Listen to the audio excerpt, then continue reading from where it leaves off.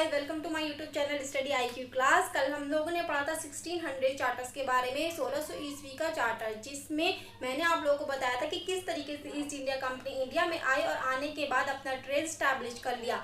लेकिन trade establish करने के बाद अब ईस्ट इंडिया कंपनी ने इंडिया पे किस तरीके से अपना कब्जा करा, किस तरीके से अपना शासन करा, उसके बारे में आज हम बात करेंगे। उसके लिए आज फर्स्ट एक्ट है हमारा रेगुलेटिंग एक्ट 1773।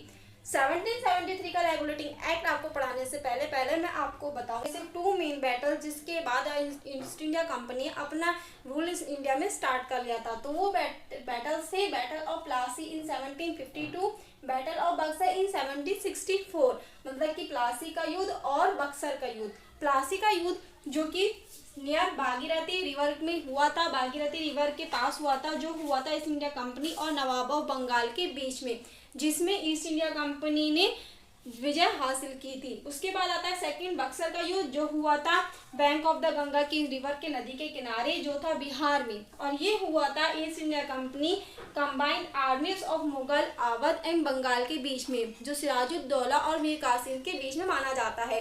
तो ये दो युद्ध ऐसे थे जो ईस्ट इंडिया कंपनी और मुगल्स की जो मिक्सेस कंबाइंड आर्मी थी उनके बीच हुआ था। उनके बीच होने के बाद ईस्ट इंडिया कंपनी ही इसमें विजय हुई थी। अब विजय होने के बाद, जीतने के बाद युद्ध को किस तरीके से ईस्ट इंडिया कंपनी ने अपना शासन स्थापित कर लिया, अब हम उसकी स्टार्टिंग करते हैं। तो यह है रेगुलेटिंग एक्ट 1773। तो रेगुलेटिंग एक्ट 1773 को पढ़ने से पहले हम जानते हैं what was the regulating act 1773। 1773 का रेगुलेटिंग एक्ट क्या था? तो 1773 का regulating act is the greatest constitutional importance because is the first by step, मतलब इसने एक पहला स्टेप लिया था ईस्ट इंडिया कंपनी को कंट्रोल करने का और उसे रेगुलेट करने का। इस is the first taken step. इसने एक स्टेप और लिया था, वो सेकेंड स्टेप था कि इसने ईस्ट इंडिया कंपनी को पॉलिटिकल्स और एडमिनिस्ट्रेटिव भी रिकॉग्नाइज भी किया था। यही वो एक्ट है जिसने एडमिनिस्ट्रेटिव, सेंट्रल एडमिनिस्ट्रेटिव, मतलब कि केंद्र प्रशासनिक नींव भी रखी थी। तो गाइस ये था व्हाट इज क्या रेगुलेटिंग एक्ट क्या था। अब हम सेकंड क्वेश्चन की बात करते हैं। वो इंट्रोड्यूस ऑफ रेगुलेटिंग एक्ट 1773। 1773 के रेगुलेटिंग एक्ट को इंट्रोड्यूस किसने किया था? तो इसको इंट्रोड्यूस करने वाले थे ब्रिटिश प्राइम मिनिस्टर लॉर्ड नाथ, जिन्होंने सीक्रेट समिति की सिफारिश पर इस एक्ट को पारित कराया था। और अब हमारा थर्ड क्वेश्चन है what were the main objective of implementing the regulating act 1773। 1773 के रेगुलेटिंग एक्ट की को पारित करने का मुख्य उद्देश्य क्या था?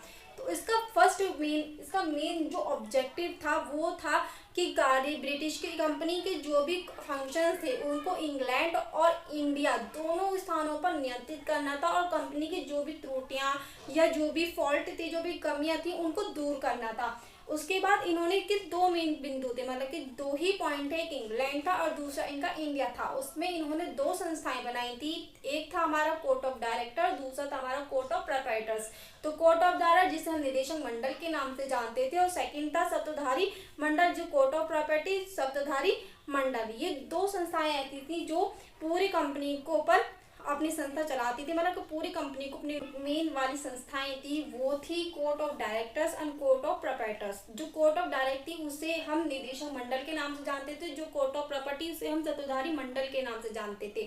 तो कोर्ट ऑफ प्रोप्राइटर्स में 24 मेंबर्स हुआ करते थे, जिसमें से हर साल एक व्यक्ति चुना जाता था, जो अध्यक्ष, और दूसरा जो चुना जाता वो उपाध्यक्ष कहलाता था। अध्यक्ष जो होता था वो कंपनी को कंट्रोल क्या करता था। अब हम बात करते हैं सेकंड वाली संस्था जो थी हमारी board of directors. Board of directors में भी 24 ही मेंबर हुआ करते थे, जिसमें से 1/4 मेंबर जो थे वो अवकाश ग्रहण करेंगे। उसमें से केवल वही लोग इलेक्ट किया करते थे जो 1000 पाउंड शेयर करते थे कंपनी में। लेकिन इस वाले एक्ट को पारित करने से पहले 500 पाउंड ही शेयर किया करते थे, लेकिन इस एक्ट को पारित करने के बाद 500 से 1000 पाउंड जो 500 से 1000 पाउंड हो गया था। और हम बात करते हैं लास्ट फोर्थ क्वेश्चन की, जो what were the features of the regulating act 1773। 1773 के रेगुलेटिंग एक्ट की विशेषताएं क्या थी? तो उसकी सबसे पहली विशेषता ये थी कि इसमें जो बंगाल के गवर्नर थे उनको गवर्नर जनरल बना दिया गया, और उनकी एग्जीक्यूटिव काउंसिल को एग्जिस्ट करने के लिए उसमें 4 मेंबर्स भी और ऐड कर दिए गए, और उन्होंने ही सिविल और जो हमारे सैनिक कार्यकाल थे वो उनको सौंप दिए गए। सेकंड पॉइंट इसमें हमारा ये था कि जो हमारे गवर्नर जनरल थे बंगाल की, उनको मद्रास और मुंबई के भी गवर्नर जनरल बना दिया गया, मतलब कि उन दोनों को सबऑर्डिनेट कर दिया गया बंगाल के। थर्ड पॉइंट ये था कि इसमें 1774 में कलकत्ता में सुप्रीम कोर्ट की स्टैब्लिश की गई, जिसके जो चीफ जस्टिस थे वो थे सर लास्ट पॉइंट हमारा जो फोर्थ पॉइंट था वो ये था कि इस एक्ट के द्वारा जो कंपनी के जो कर्मचारी थे, जो वर्कर थे, सर्विसेज थे, उनको बिना लाइसेंस के व्यापार करने के लिए प्रतिबंध कर दिया गया। तो I hope guys you like my video, so please guys subscribe and like my channel।